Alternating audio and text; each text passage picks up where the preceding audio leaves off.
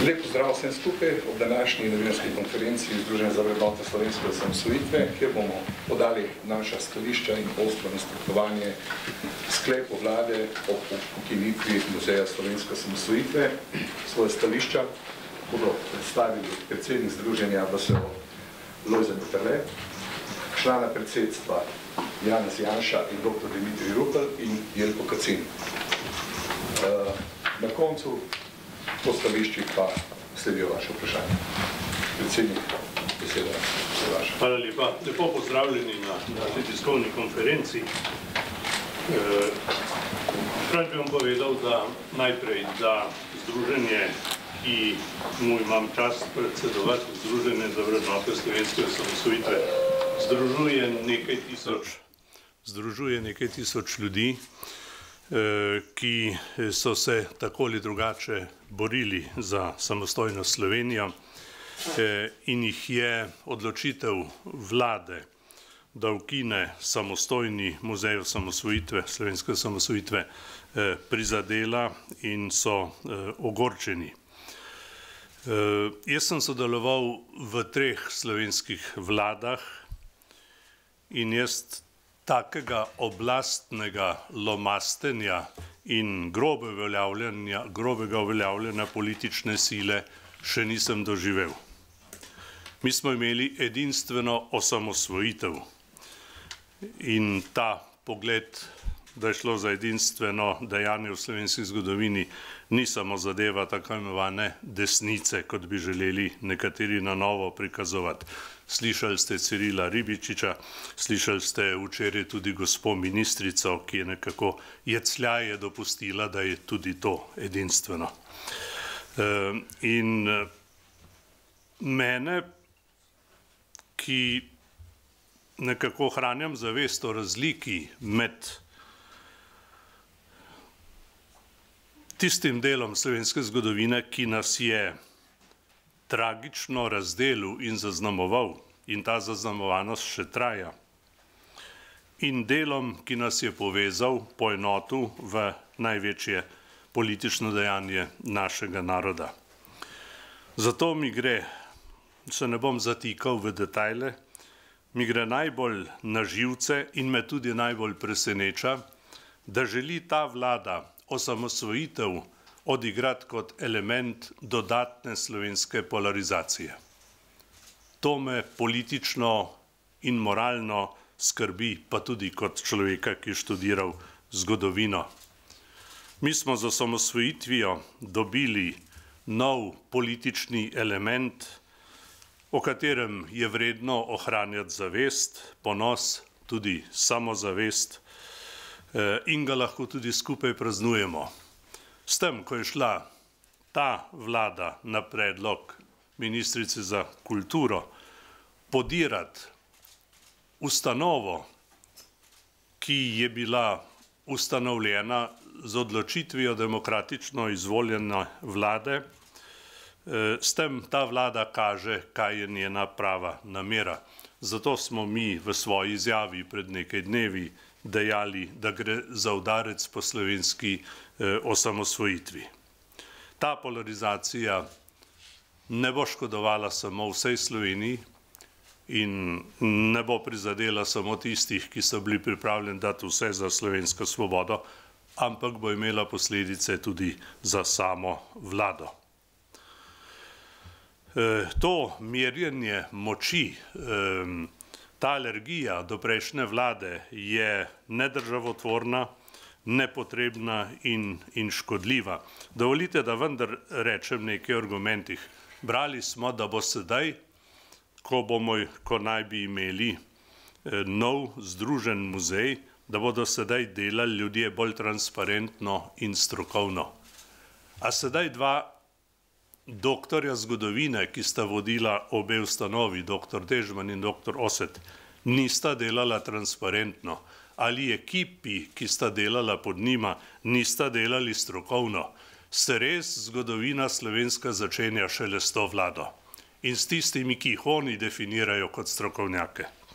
Ta pozicija je nemoralna in tudi nestrokovna. Včeraj smo videli lahko duel med ministrico za kulturo in gospodom Simonitijem in je lepo vsej Sloveniji razložil, kako strokovno je delala vlada, ko se je odločala za ta muzej. Ne more imeti stroke samo ena politična opcija, da ne rečem ena ideologija. Ne bi šel tukaj naprej v detajle, rad bi vam povedal, da jemljamo mi to zadevo zelo resno, jemljamo jo kot udarec slovenski državotvornosti, zato se bomo, če vlada ne bo potegnila te odločitve nazaj, bomo začeli izvajati tako imenovani akcijski načrt v obrambo samostojnega muzeja osamosvojitve in same osamosvojitve. Ne bom govoril o podrobnostih, ta načrt ima več elementov, ne samo kakšnega zborovanja, in mislimo, da gre za zelo resno zadevo in bomo v skladu s tem tudi delovali. Če vlada ne bo vzela odločitve nazaj, boste po 10. februarju podrobneje seznanjeni, katere akcije bomo izvedli. Hvala za pozornost.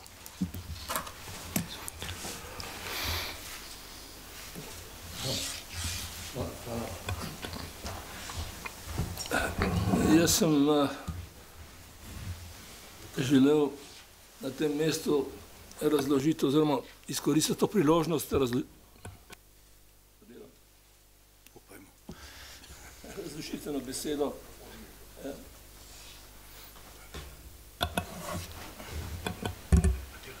Dela? Fajn, hvala. Ne vem, če jo razumete, ker je to ena beseda iz govorice nekoliko preteklega časa, ta beseda pa je kobajagi. Razumete, kaj je to kobajagi?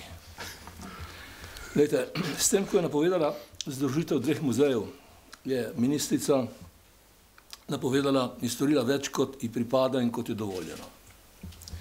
Celo več, kot je naredil katerikoli minister v času socializma. Poigrala se je z državo in samo odločbo slovenskega naroda, to se pravi plebiscita. Spominjam se pritožb in nesrečnih komentarjev v 60. letih prejšnjega stoletja, ko je bil govor o združevanju ljubljanskih orkestrov, simfoničnih orkestrov. Mala Ljubljana je takrat imela 3 orkestre, filharmoničnega, radijskega in opernega. Govorili so takrat o preobilju, podvajanju, o delavskem razredu, ki ga glasba pretirano ne zanima in tako naprej in tako naprej.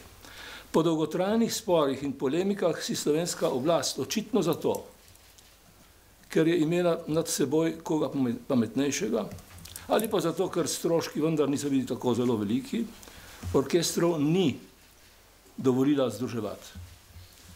Včasih so se pojavljale ideje o združevanju revij, univerz, časopisov, založb in tako naprej. In vsaka zgodba posebej je zelo zanimiva, ampak jaz se z njimi ne bom ukvarjal v tem trenutku.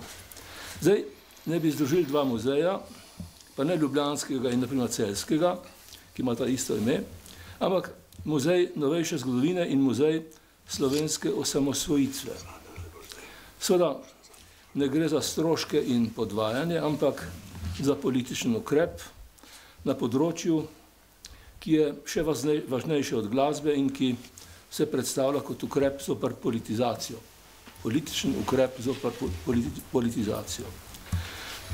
Politika, ki si je, da bom pa uporabil to besedo, kobajagi, zadala nalogo, da bo depolitizirala kulturo, medije in tako naprej.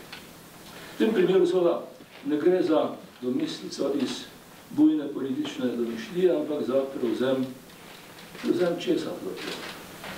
Aktualna vlada je seveda prevzela državo, da bi jo preoblikovala po svoji podobi. To ni prav in ni v skladu s pravno državo, ampak prav, ne bo. Ampak aktualna vlada pa ne gre za neko podeželsko ministrico, ampak za predsednika vlade, ki je za vlado odgovoren. hoče prevzeti zgodovino. Zdaj se sprašujemo, ali je bila osamosvojitev dovolj pomemben zgodovinski pojav, da si zasluži muzej in tako naprej. Za tem prevzemom se skrivajo še druga vprašanja in jih bom nekje naštel. Prvič, ali je bila osamosvojitev nadaljevanje zgodovine po drugi svetovni vojni in je vse isto? Drugič, ali osamosvojitev pomeni začetek nove slovenske državne zgodovine? Tretje, ali Slovenci sploh potrebujemo svojo lastno državo? Četrti, ali je mogoče pričakovati, da bi bil Združeni muzej podvržen novi selekciji gradiv oziroma eksponatov. Spomnite se uničevanja gradiv iz arhivov. Bi bilo mogoče nekatera gradiva uničiti, če bi bil tak Združeni muzej neposredno v rokah Ministrstva za kulturo oziroma osebe, ki bi jo to ministrstvo tja postavilo. Petič, slovenska država je, po mojem prepričanju, najvažnejša kulturna dediščina in je ne bi smel poškodovati na noben način. Šestič, šesto vprašanje. Kaj so po koncu kolonializma naredile nove svobodne države? Spomnite se, leta 1960 je Organizacija Združenih narodov sprejela sklep o koncu kolonializma. Nekatere te države, nove države, so si postavili muzeje neodvisnosti, in to tiste bolj demokratične in boljše. Druge so doživele prevzem oblasti se strani vojske, policije, uzurpacijo nove države in tako naprej. In tega je bilo posebej na nekaterih kontinentih stran od Evrope kar veliko.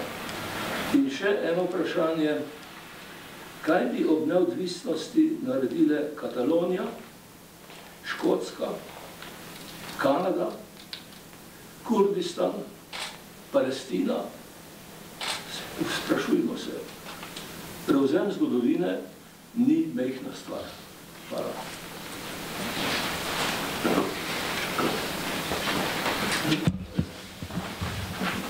Spoštovani predstavniki medijev, rad bi spomnil, da je v procesu osamosvajanja izjemno vlogo. Se slišimo? Rad bi spomnil, da je v procesu osamosvajanja izjemno vlogo igrala generacija vaših kolegov, medijev, ki jih je bilo takrat bistveno manj, ampak brez medijske podpore mi osamosvojitve kot dejanja ne bi mogli izpeljati. Rad bi pa povedal, da to ni enodnevno dejanje, to ni zasedanje slovenske skupščine 25. zvečer tukaj v Ljubljani, ampak je to proces demokratizacije, ki je pripeljal do demokratičnih sprememb, do prvih demokratičnih volitev, ki je pripeljal do inkluzivnosti tistega dela političnega telesa, ki do večstrankarskega sistema ni imel nobene možnosti politično participirati, razen znotraj tako imenovane Socialistične zveze delovnega ljudstva. In nova oblast se je pač naučila, da to ne more biti enostrankarski ali pa enoblokovski pristop. V tisti prvi vladi nas je bilo kar nekaj, ki smo pripadali drugi politični opciji. Naj spomnim, v meni je bil tudi namestnik Dimitrija Rupla Zoran Thaler, pa je bila Jožica Puhar, ministrica za delo. Skratka, ta proces smo izpeljali skupaj.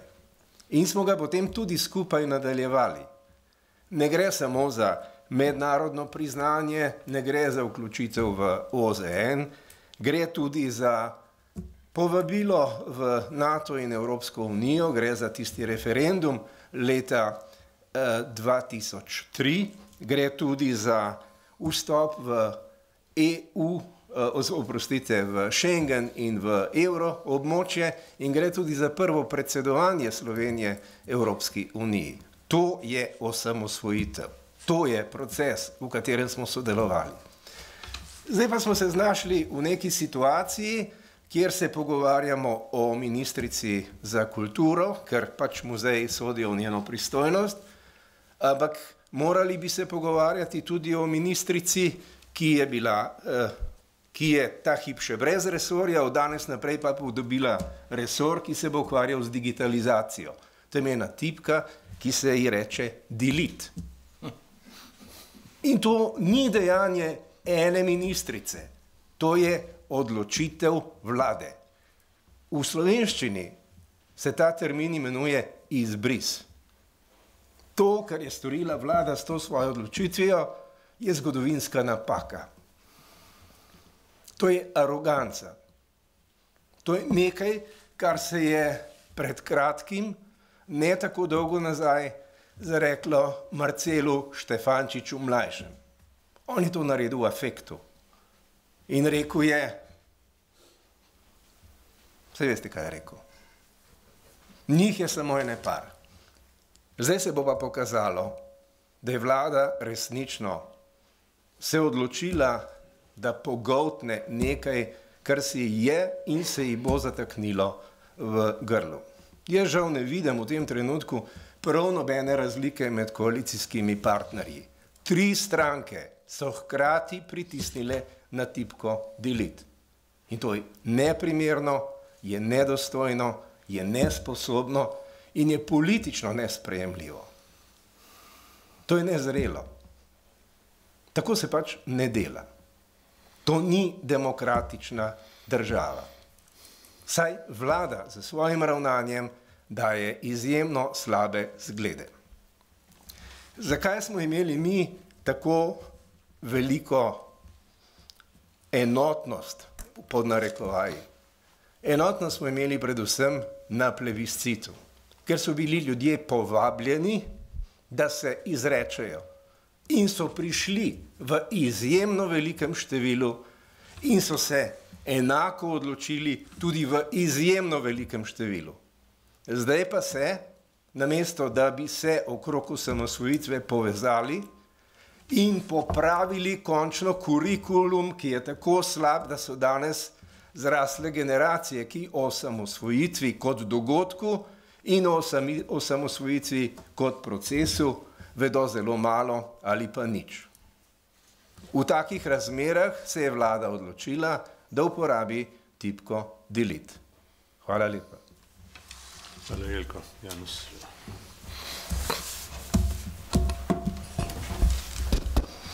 Ja, hvala lepa, lepo zdrav vsem skupaj.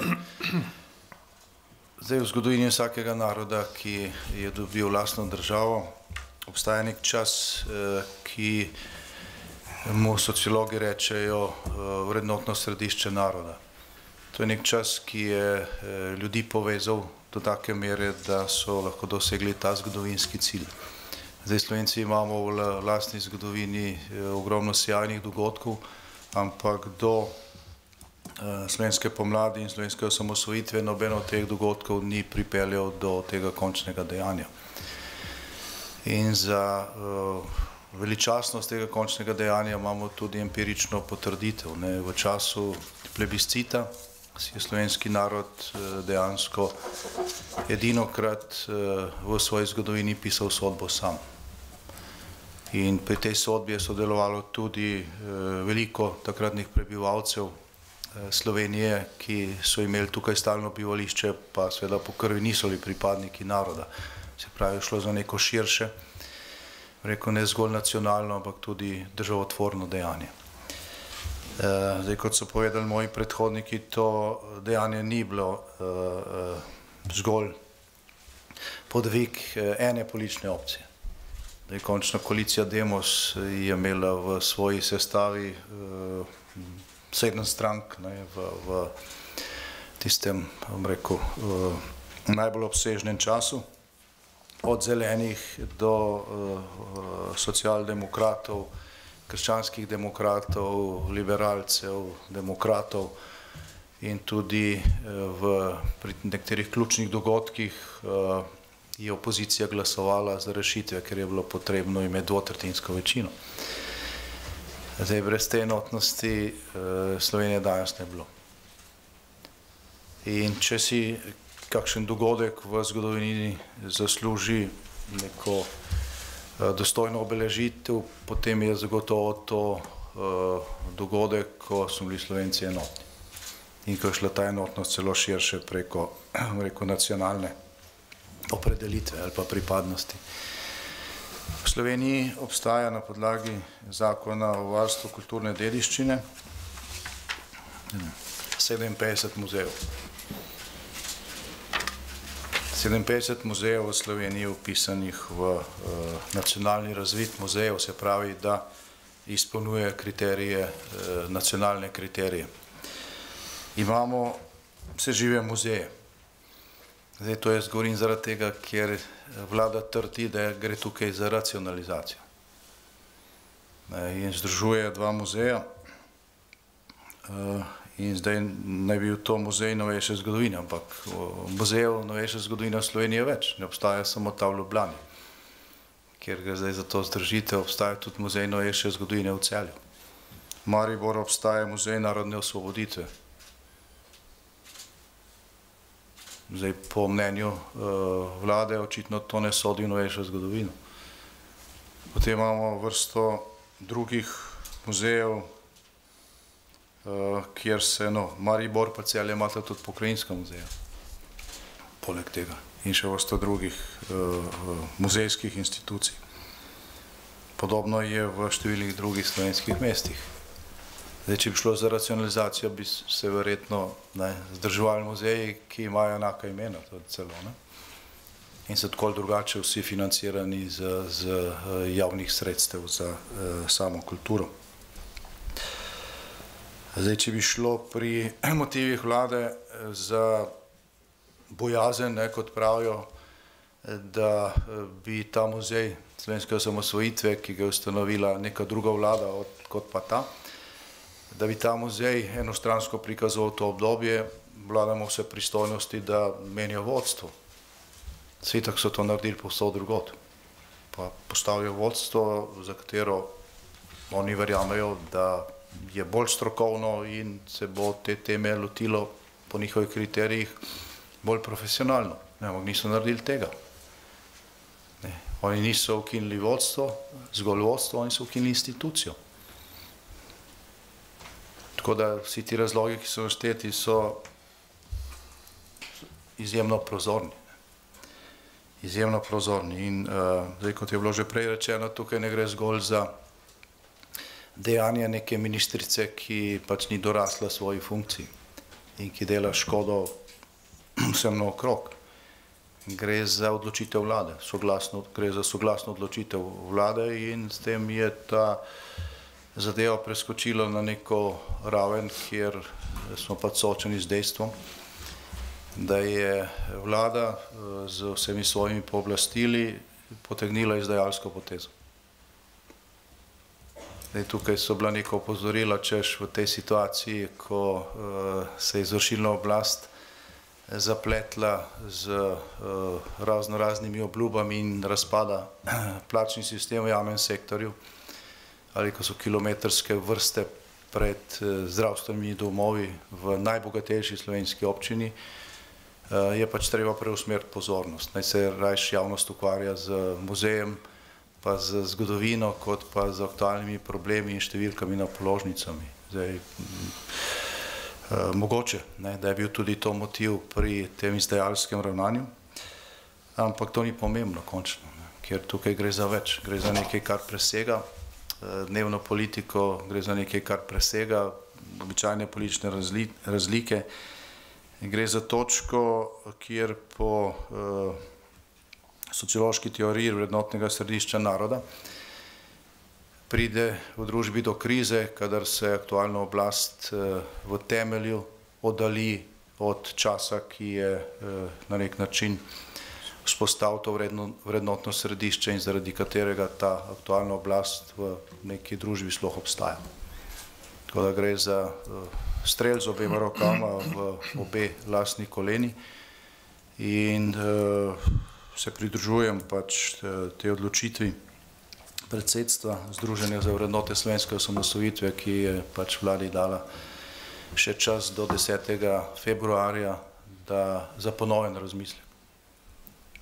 Zdaj, zagotovo ta špekulacija, da je bolj, da se javnost ukvarja z zgodovino, kot pa z aktualnimi zablodami vladajočih na koncu ne bo dala računice, na katero, ali pa rezultata, na katerega so računali. Prej bo prišlo do rekel, sinergije nezadovoljstva pri obeh temah in to za nobeno vlado ni dobro.